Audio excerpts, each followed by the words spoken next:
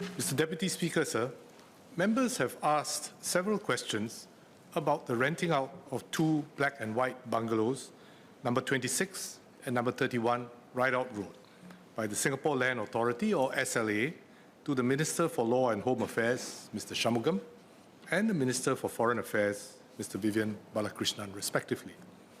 Minister Edwin Tong and I will be delivering ministerial statements on this matter. Our statements will address oral questions numbers 1 to 23 and written questions numbers 1 and 9 to 13 on today's order paper. Mr. Gan Tiam Poh, Mr. Leon Pereira, Ms. Hazel Pua, and Mr. Alex Yam have filed oral and written questions scheduled for future sittings on this matter. As today's ministerial statements will address those questions as well, I invite these members to seek clarifications, should they have any, on this matter after our ministerial statements. And should their queries be sufficiently addressed, it may not be necessary for them to proceed with their PQs for future sittings. Mr. Deputy Speaker, sir, on the 17th of May 2023, Prime Minister Lee had tasked the Corrupt Practices Investigation Bureau, or CPIB, to investigate and determine if there was any corruption or criminal wrongdoing in the rental transactions of the Ridout Road state properties by the two ministers. Minister Shanmugam and Balakrishnan had also spoken to Prime Minister Lee to ask for a review that is independent of the ministries and agencies that they oversee. On 22nd of May 2023, Prime Minister Lee tasked me to review the matter and establish whether proper processes had been followed and if there had been any wrongdoing. Both the CPIB investigation and the review have been completed. On 28 June 2023, the Prime Minister submitted a miscellaneous paper to this House attaching the report of my review as well as the report by CPIB. Members would have had the opportunity to read and scrutinize the two reports. I will now summarize the findings of my review, which, I should emphasize, relies on CPIB's findings and report, before addressing questions on specific matters which members had filed. The review sought to achieve three objectives. First, to establish the facts surrounding the renting out of the two properties at number 26 and number 31 Ridout Road. Second, to establish if there was any wrongdoing, including any abuse of power or conflict of interest, resulting in the ministers gaining an unfair advantage or privileges. Third, to establish whether the policies and processes governing the renting out of black and white bungalows were followed in renting out the two properties and if there were any process gaps or lapses. As the Prime Minister had already directed CPIB to investigate the renting out of the two properties for corruption or criminal wrongdoing, it was decided, in consultation with the Prime Minister, that my review would rely on CPIB's investigation to establish the facts surrounding the renting out of these two specific purposes. Sir, investigations by CPIB are carried out by professional investigators and empowered by the Prevention of Corruption Act, under which persons required by CPIB to provide information are legally bound to provide accurate information. Hence, CPIB's investigation findings would be independent, thorough, and authoritative. In its investigations, the CPIB conducted interviews with the two ministers and their spouses, former and current officers from Ministry of Law, SLA, and NParks, property and managing agents, who had knowledge of the rental transactions of the two state properties. The CPIB also obtained evidence from documents and other information related to the rental transactions and parties involved, including through contemporaneous phone records, WhatsApp messages, and SMSs. I would like to place on record my thanks to the CPIB officers for their diligence and attention to detail in conducting their investigations into these cases. Sir, I trust members realize the import, the meaning, the weight of the Prime Minister asking CPIB to investigate this matter. The agency reports directly to him, the Prime Minister, not to the Minister for Home Affairs, nor to me, for that matter, the Coordinating Minister for National Security. Moreover, the Director of CPIB can go directly to the President if the Prime Minister stops him from investigating a possible crime. The Constitution provides the CPIB Director that right. There is no more thorough, persistent, and I dare say even fearsome investigative body in Singapore. That the Prime Minister did not hesitate to call the CPIB in to investigate two senior ministers is a signal how seriously we take such matters of incorruptibility and its absolute value in our system. In addition to CPIB's investigation, I asked the Ministry of Law to provide a detailed briefing on the policies and processes governing the management of black and white bungalows. My review, therefore, relied on CPIB's investigation findings on the renting out of the two properties and a review of the policies and processes governing the management of black and white bungalows to come to its conclusions.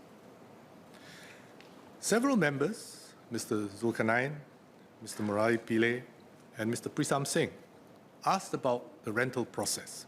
Let me summarize for this House the key facts of the case as established by the CPIB investigation. The number 26 Ridout Road state property had a land size of 9,350 square meters then. It had been vacant since December 2013.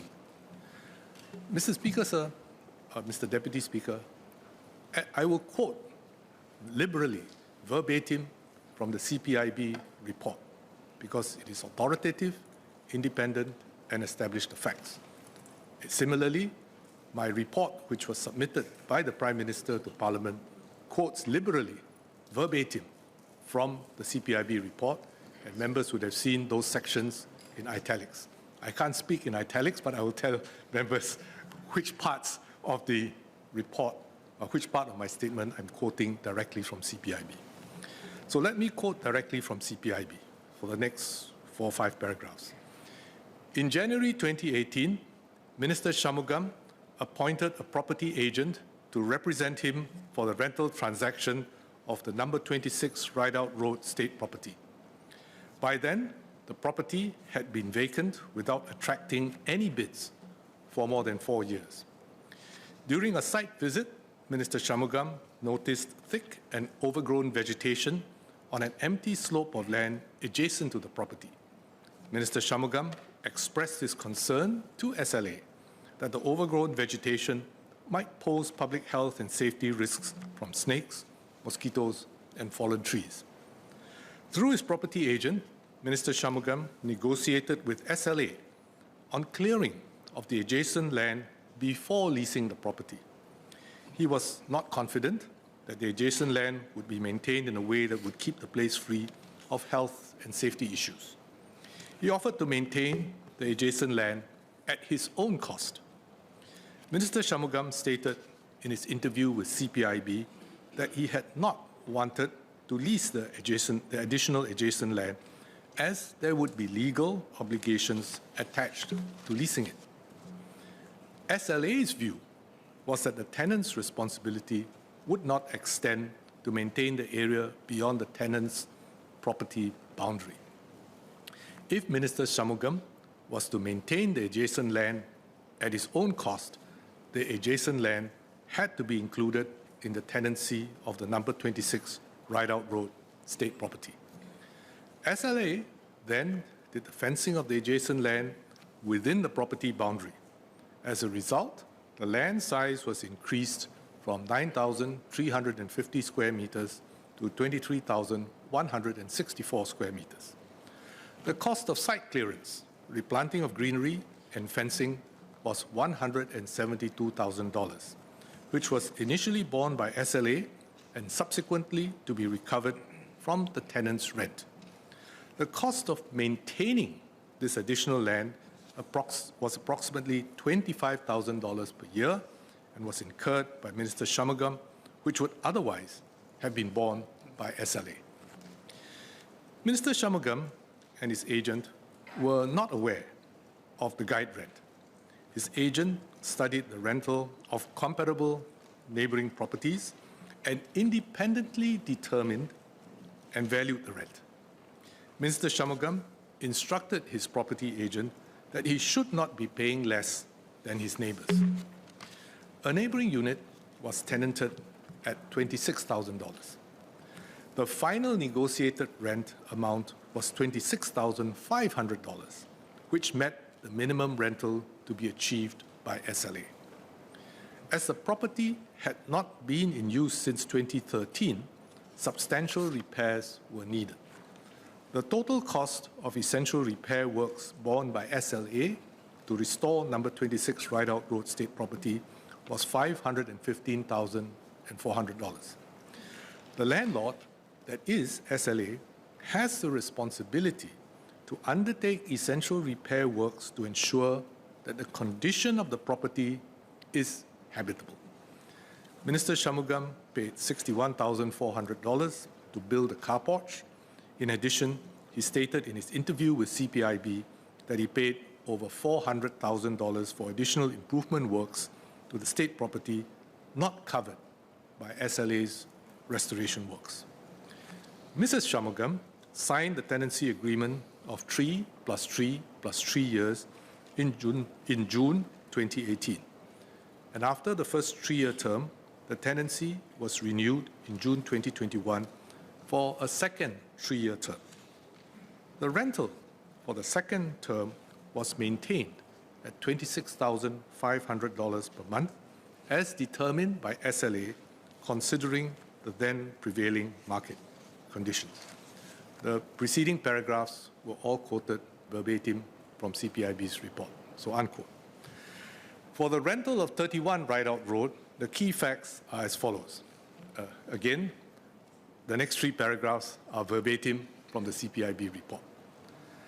The number 31 Ridout Road State Property of land size 9,157.36 square meters had been vacant since July 2016.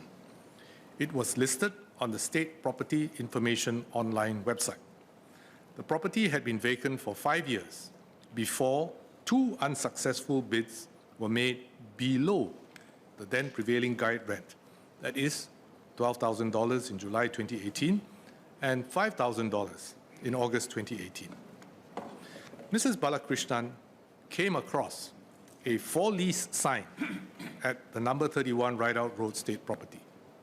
She contacted the SLA's appointed MA, managing agent, on 11 September 2018, and they negotiated on the rental price. The MA named an asking rent of $19,000. Mrs. Balakrishnan offered $19,000 with the inclusion of essential repair works and upgrading of the toilets. The MA rejected the toilet upgrading as it was considered to be improvement works, and Mrs. Balakrishnan subsequently agreed to bear the costs of the toilet upgrading. The asking rent for the number 31 Ridout Road State Property was independently determined and valued by the MA. Neither Minister Balakrishnan nor Mrs. Balakrishnan were aware of the guide rent. The SLA leasing department subsequently accepted the lease proposal because the final secured rent of $19,000 was not below the prevailing guide rent, which was $18,800. The total cost of essential repair works borne by SLA to restore the number 31 Ridout Road State Property was $570,000. So $570,500. Minister Balakrishnan stated in his interview with CPIB that he paid more than $200,000 on additional improvement works to the state property. The tenancy agreement for 3 + 2 + 2 years was signed by Mrs. Balakrishnan in October 2019. After the first 3-year term, Mrs. Balakrishnan requested and was granted a renewal of another 3 + 2-year term instead of 2 + 2-year term that was earlier granted.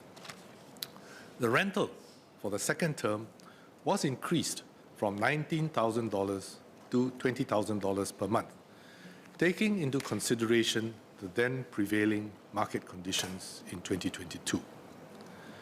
Again, unquote, again, I must emphasize that these preceding paragraphs were from CPIB's investigation reports and findings. Let me now address the key questions raised by several members. I will address questions on the rental transactions of these two properties, while Minister Edwin Tong will address questions regarding SLA's policies and practices in the management of state properties in general. Mr. Sito Yiping asked whether the two ministers' tenancies at Ridout Road from SLA have been handled without any corrupt behaviors. Let me quote verbatim again from CPIB's report to the Prime Minister. CPIB has found no evidence of corruption or criminal wrongdoing in the two rental transactions of the Ridout Road state properties by Ministers Shanmugam and Balakrishnan. In CPIB's view, the direct tenancy rules were applied fairly for both rental transactions. The investigation did not reveal any corrupt intent on the part of any person or any inducement given to any individual involved in the processing of the rentals. CPIB found no preferential treatment given to the ministers and their spouses, and no disclosure of privileged information in the process of the rental transactions. There was no evidence to suggest any abuse of position by the ministers for personal gain. Unquote. The CPIB has submitted its investigation papers to the Attorney General's chambers, and the AGC has reviewed and agreed with CPIB's findings and recommendations and directed that no further action be taken. Mr. Dennis Tan, Mr. Murali Pillay, Mr. Louis Chua, Mr. Alex Yam, and Ms. Hazel Puat asked whether there was any conflict of interest involved in the renting of the two properties to Ministers Shanmugam and Minister Vivian Balakrishnan, and if the ministers had complied with the Code of Conduct for Ministers. The review concluded that there was no conflict of interest in the rental of these two properties. Both the ministers and the public officers involved duly declared any potential conflict of interest and followed the proper processes to prevent any actual conflict of interest from arising.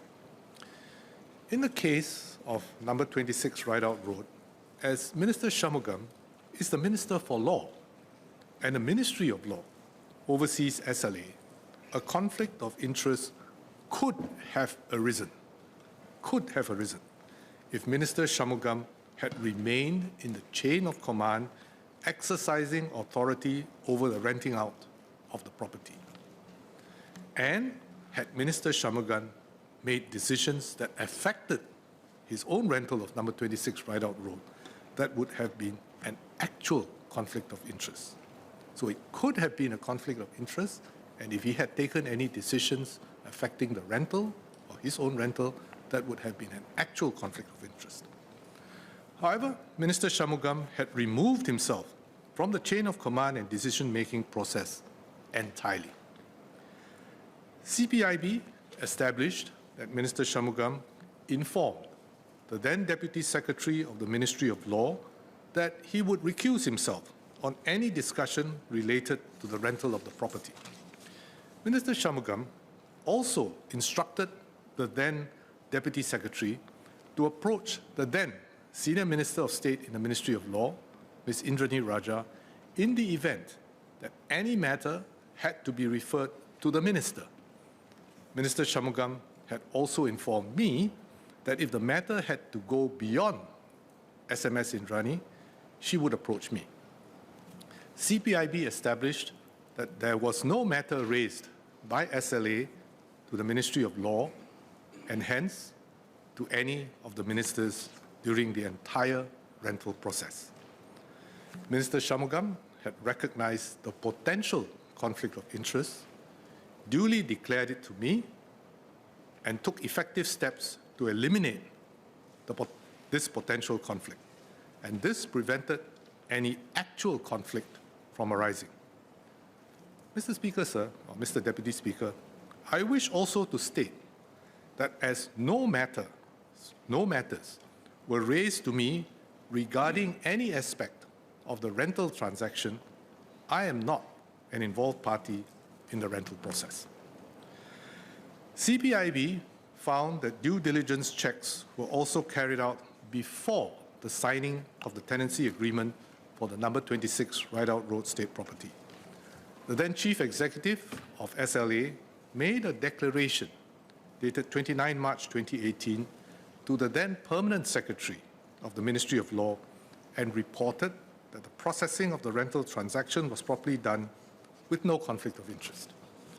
In response to the PS Ministry of Law's queries, the Chief Executive of SLA assured him that the proposed rental was according to market rate with assessment done by SLA valuers independently of the SLA leasing officers.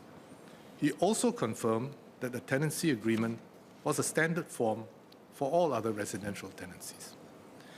In the case of number 31 Ridout Road, no issue of conflict of interest arose because Minister Balakrishnan's official responsibilities did not include SLA.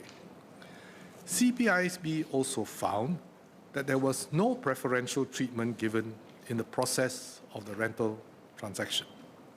In fact, CPIB found that in response to the MA's query on policy for VVIPs, the SLA leading manager had emphasized in her email reply that there was no policy for VVIPs and all prospects and tenants were to be treated equally.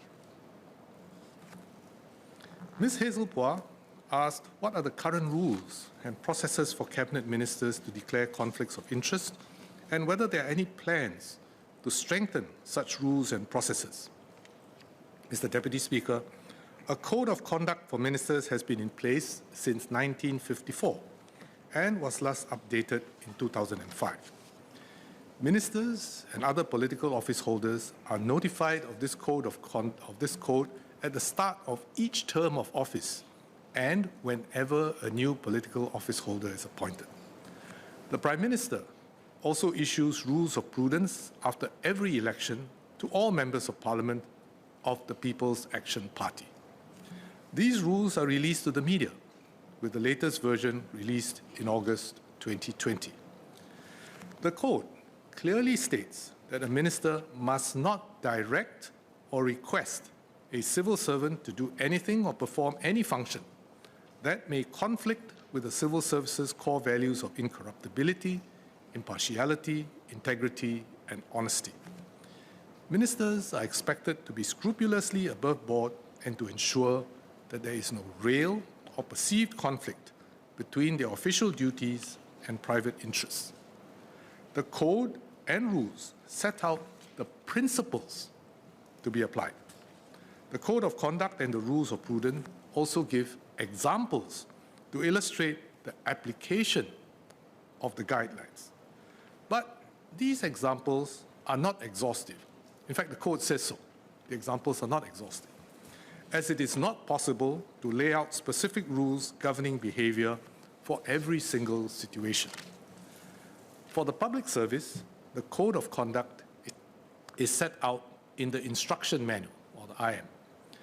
All public officers must take an annual Code of Conduct quiz and make the necessary declarations, such as being free of financial embarrassment, their investments in non-owner-occupied properties, and their investments in private firms.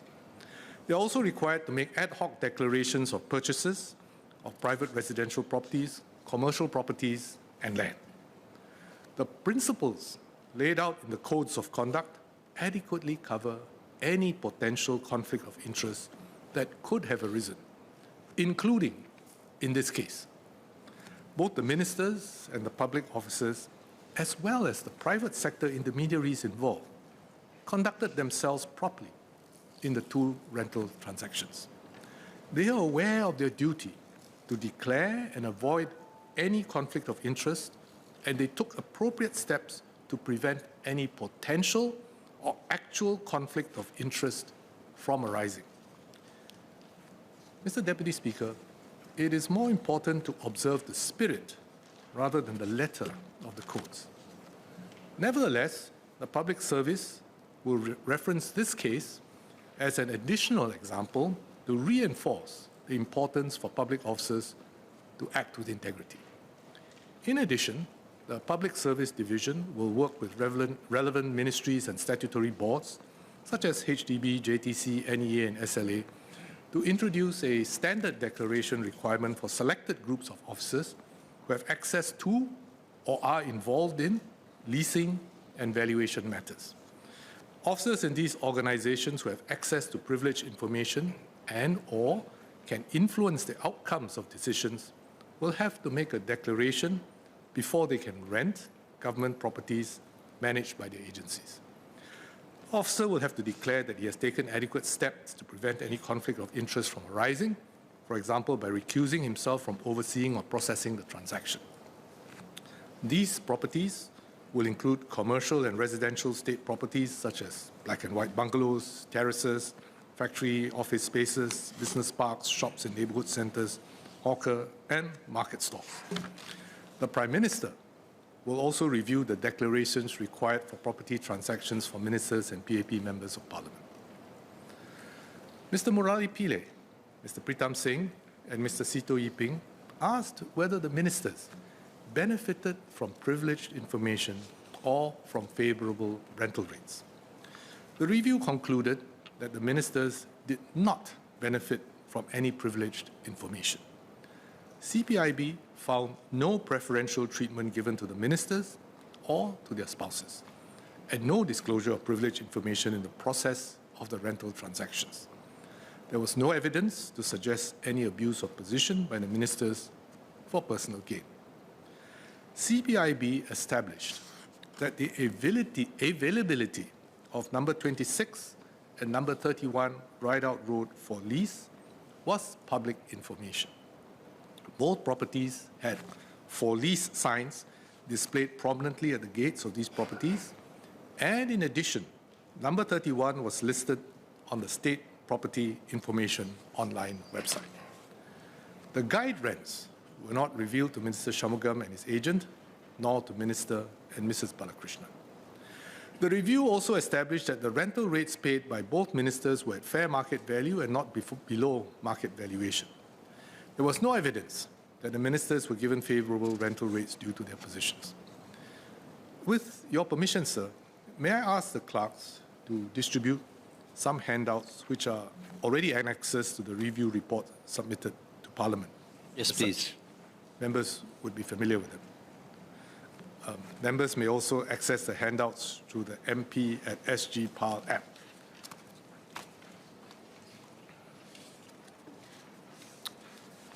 These show the rental rates for transactions involving black and white bungalows in the Ridout Road estate at the material times in 2018 and 2019. So these were new transactions at the material times in 2018 and 2019. Chart 1 shows that in 2018, the rental per unit gross floor area for the black and white bungalow at number 26 Ridout Road was $30.94 per square meter per month.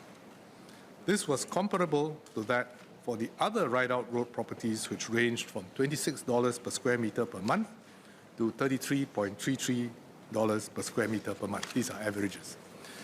Chart 2 shows that in 2019, the rental per unit floor area for number 31 Ridout Road at $23.05 per square meter per month was slightly lower than the range of $25 to $33.33 per square meter per month for other Ridout Road properties that were tenanted out at the material time.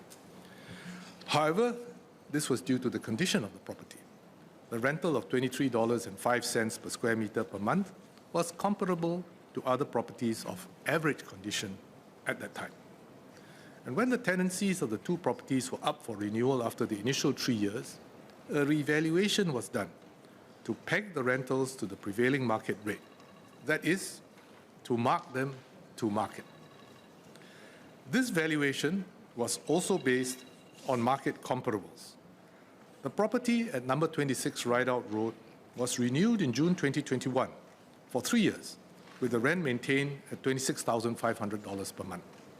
The property at number 31 Ridout Road was renewed in October 2022 for 3 years, with the rent increased to $20,000 per month from $19,000 per month. However, CPIB discovered that there was a lack of precision in the SLA's use of the term guide rent for number 26 Ridout Road. As a result of this lack of precision, the earlier SLA statement dated 12 May 2023 that the offer by the tenant, that is $26,500, was above the guide rent was incorrect. In fact, the $26,500 rental Minister Shanmugam paid was equal to the correct guide rent on the property. I would like to take members through what CPIB's investigation found.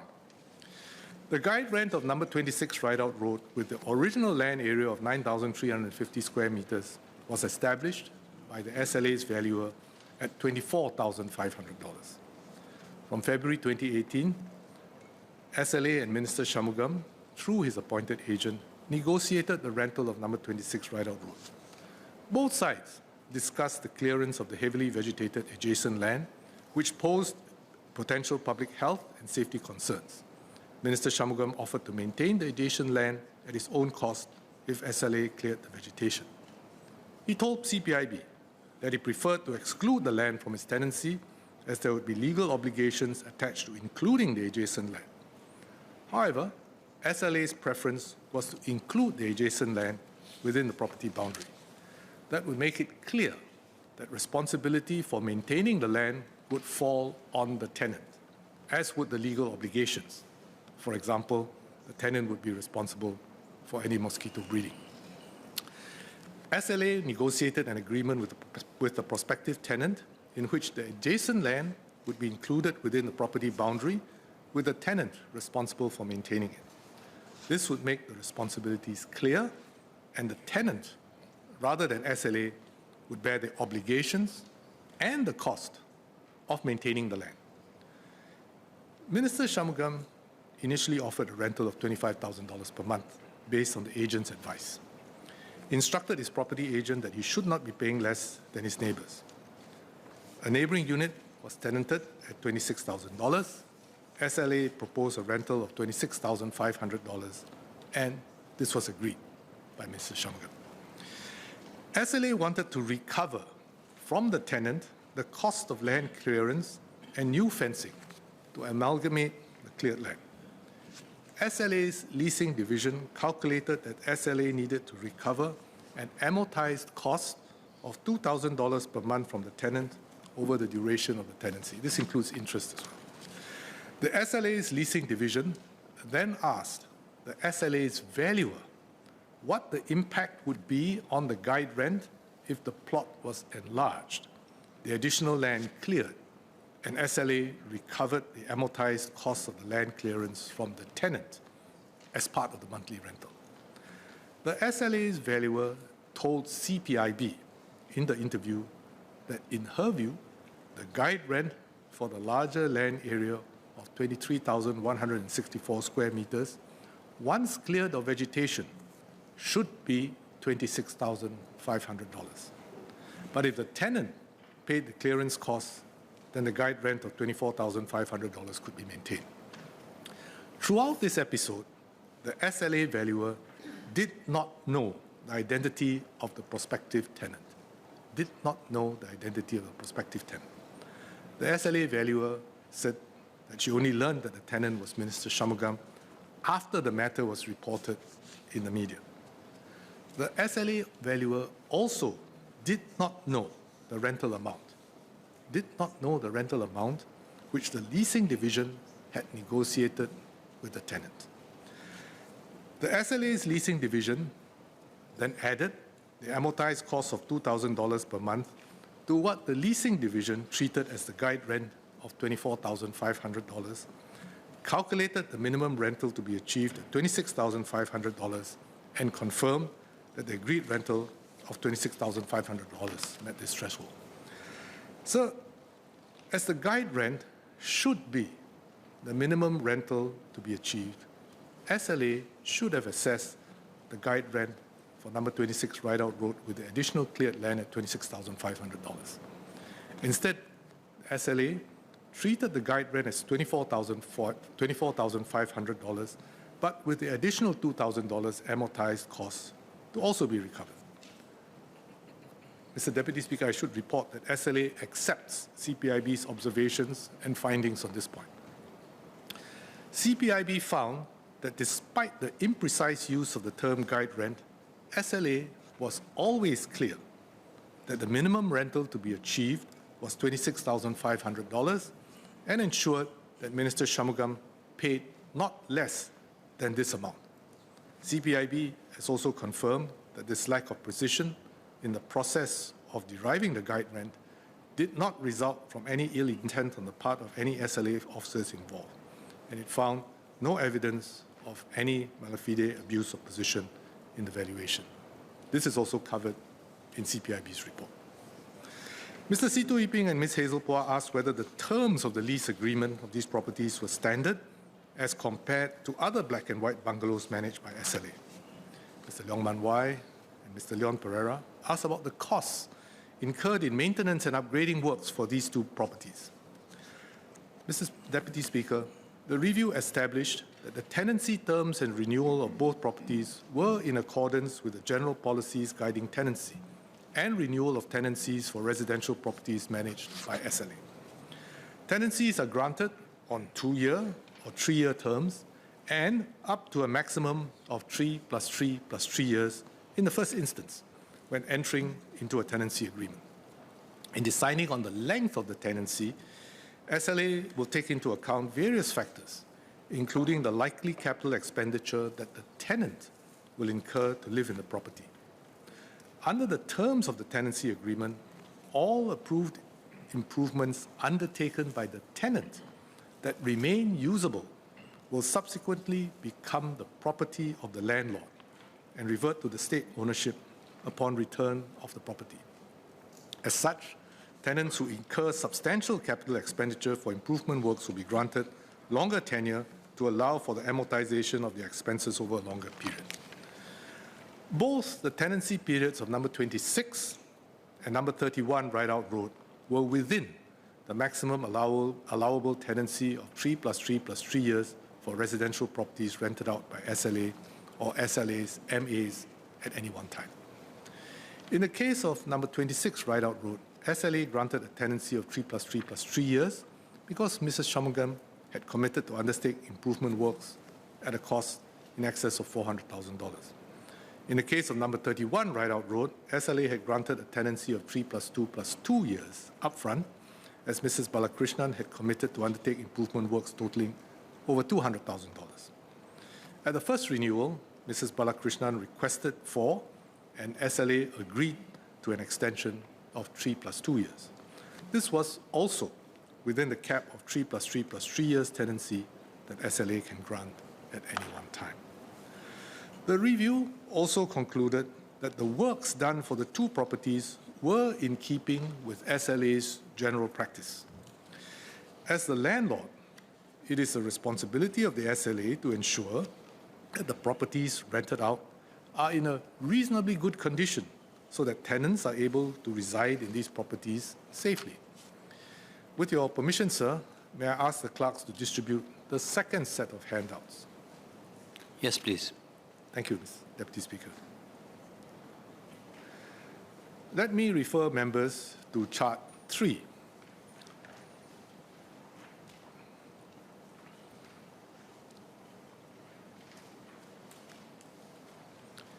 It shows the scope of the works done by SLA for number 26 Ridout Road and number 31 Ridout Road, compared to the works done for other SLA black and white properties. This is in chart 3. The works for number 26 Ridout Road totaled $515,400. The works included general building repairs, electrical wiring, water pump repair, sewerage repair, horticultural works, road and fencing repairs, and treatment for termites. Members can get a sense of the nature and scope of the works done from the pictures at handout number 4. The works for number 31 came to $570,000. This comprised general building repairs, roof repair and waterproofing, electrical rewiring, replacing the water tank, horticultural works, road and fencing repairs, and treatment for termites. Members can get a sense of the nature and scope of the works done from the pictures at handout number 5. The works done by SLA for number 26 and number 31 Ridout Road were to make both properties safe and habitable. The scope of works is comparable to that for other SLA black and white properties, as chart 3 shows. The valuation of the property will have factored in the condition of the property after works are done to bring them to a habitable condition. And SLA did a cost-benefit analysis to confirm that the rent that can be recovered will more than justify the works over the expected service life of these works, which can be 10 years or more. And once rented out, the tenant is responsible for the proper maintenance of the property. CPIB's report also stated that SLA policy is that upon expiry of the lease, the tenant is responsible for repairing any damage to the property where appropriate. The property with any improvements approved by SLA will be surrendered to SLA as is without any right of claims or recovery of costs by the tenant. An additional piece of work relating to number 26 Ridout Road was the clearance of the heavily vegetated land. SLA recovered the costs from the tenant by amortizing it at $2,000 per month over the lease period. An example where SLA also cleared land to address these amenities is at a state property in Dalvey Estate in 2019. SLA carried out partial site clearance even after the tenancy started, due to feedback from the surrounding neighbors and the tenant on mosquito breeding, which was not resolved despite repeated fogging. Mr. Deputy Speaker, let me conclude. The two ministers had requested the Prime Minister to carry out a review into rentals of number 26 and number 31 Ridout Road. As I stated earlier, that the Prime Minister had directed the CPIB to investigate the matter shows his determination to establish the facts of the case and get to the bottom of the matter.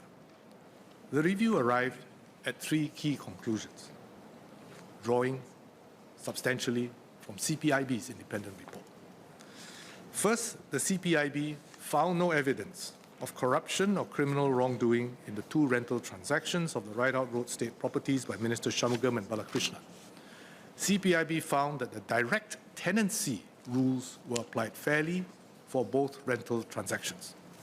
The investigation did not reveal any corrupt intent on the part of any person or any inducement given to any individual involved in the processing of the rentals. And CPIB found no preferential treatment given to the ministers and their spouses, and no disclosure of privileged information in the process of the rental transactions. There was no evidence to suggest any abuse of position by the ministers for personal gain. Second, both the ministers and the public officers, as well as private sector intermediaries involved, conducted themselves properly in the 2 rental transactions. They were aware of their duty to declare and avoid any conflict of interest and took appropriate steps to prevent any potential or actual conflict of interest from arising. Sir, this is testimony to the integrity of our officers. I want to thank our officers for acting professionally and with integrity in carrying out their duties. I should add that the thorough investigations by CPIB proceeded smoothly because the persons interviewed, including ministers and their spouses, public officers, and private sector managing and property agents, they were forthcoming and cooperative, allowing the investigations to proceed smoothly. Third, the rental of the state properties at number 26 and number 31 Ridout Road by the SLA to Minister Shanmugam and Minister Balakrishnan did not deviate from the prevailing SLA guidelines and approaches in renting out black and white bungalows for residential purposes. Mr. Deputy Speaker, sir, this episode demonstrates the paramount importance of maintaining high standards of integrity and accountability in the government and nationally. The extensive questions posed by members from both sides of the House reflect the importance we place on the integrity and quality of Singapore's system of government. So, Mr. Speaker, sir, Mr. Deputy Speaker, sir, let us continue, generation after generation, to instill strong values in our people, especially the men and women in politics and public service, to continue serving with integrity and excellence, even when no one is looking. I'll be ready to answer any clarifications that members may seek after my colleagues have made their statements. Thank you very much, sir.